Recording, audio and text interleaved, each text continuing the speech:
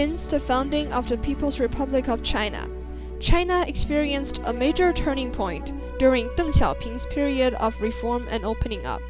The leadership of Mao Zedong had successfully purged China of foreign intervention and restored Chinese independence. However, Maoist rule had also left China poor and isolated. Deng successfully turned China into a modern, open, and advanced country through what he called socialism with Chinese characteristics. Deng kept government ownership of production from socialism, but expanded to create a market economy from capitalism in order to reform China in education, industry, and agriculture.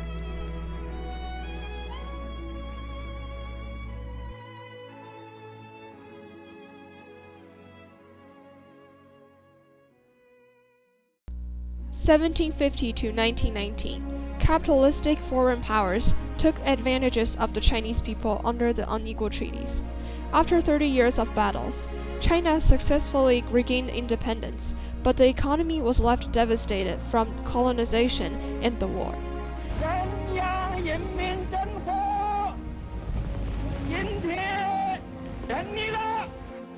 Mao wanted to form China into a communist country and isolated China from all Western influences. He believed that China should match up with the economic growth of Western countries in just 15 years, and to accept a steady and slow production rate was bad. In 1958, Mao launched the Great Leap Forward, which caused the waste of land and industrial resources. This led to the Great Chinese Famine, and 15 million people died due to starvation. 1957, when Mao encouraged people to express their thoughts during the 100 Flowers campaign, many intellectuals criticized the communist system and Mao's leadership. In order to hold on to power, Mao started the Cultural Revolution in 1966. He directed the students protesting against school administration and purged many old Chinese leaders, including Deng Xiaoping and many of his friends who had fought with him during the Chinese Civil War.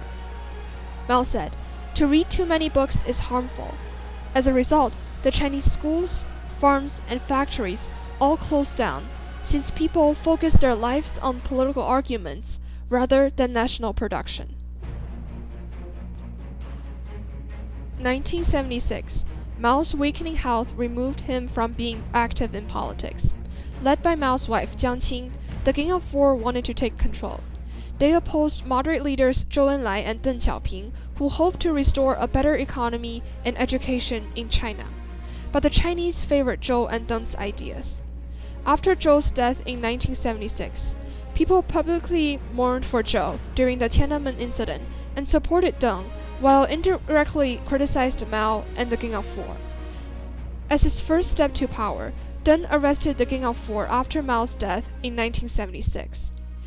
He built on people's trust of Zhou's politics and gained credibility by calling for the establishment of socialism with Chinese characteristics.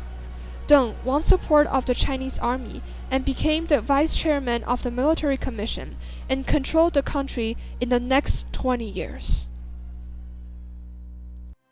Deng slowly unbuilt Mao's cult of personality and cleverly transitioned Chinese into the new thoughts of multi-ownership-oriented basic market economy system with its creation of socialism with Chinese characteristics.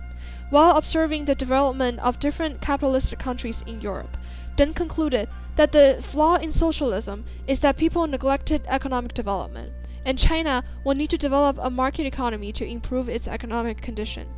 But Deng faced the dilemma of incorporating capitalistic ideas in China while affirming Mao's influence and calming people's distrust of capitalism. In order to calm the political chaos after Mao's death and the Gang of Four, Deng said, "It's true that Mao made mistakes in a certain period. We hold that his mistakes were only secondary. In our hearts, we Chinese will always cherish him as the founder of our party and our state."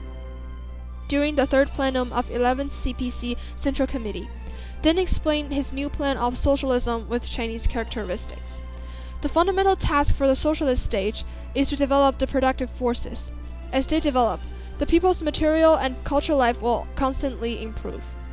Deng explained that China would keep the political ideas from socialism, but use the economic system from capitalism. To relieve people from their fear of capitalism, Deng stated, "Capitalism can only enrich less than 10% of the Chinese population. It can never enrich the remaining more than 90%.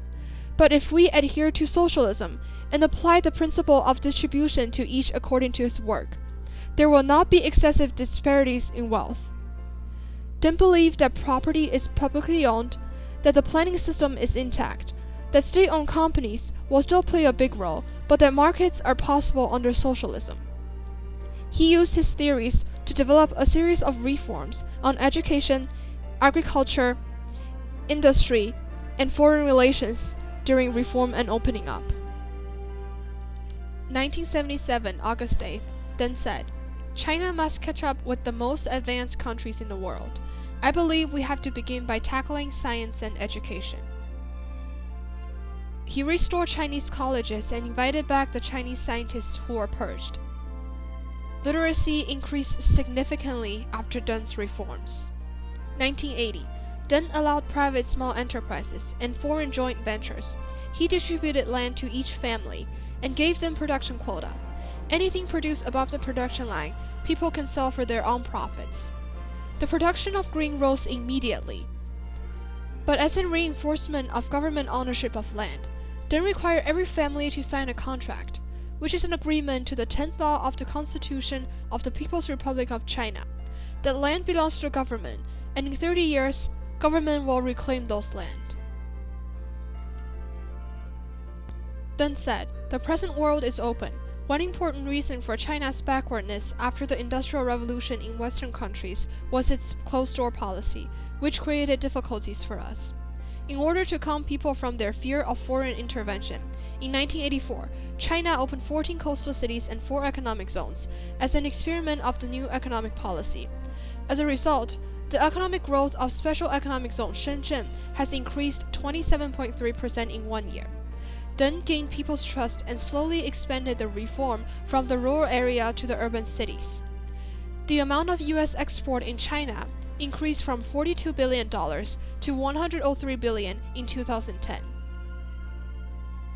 Britain, France, Germany, and Italy became China's top 10 investors in Europe. As the last step Deng took to clear people's fear of European influence, he took back Hong Kong and Macau. On September 24, 1982, Deng told British Prime Minister Margaret Thatcher,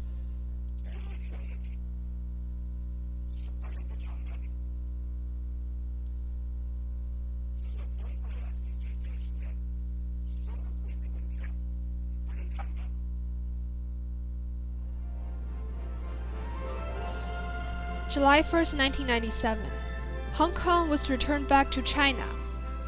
And on December 20, 1999, Macau was returned to China after being a Portuguese colony for the past 400 years.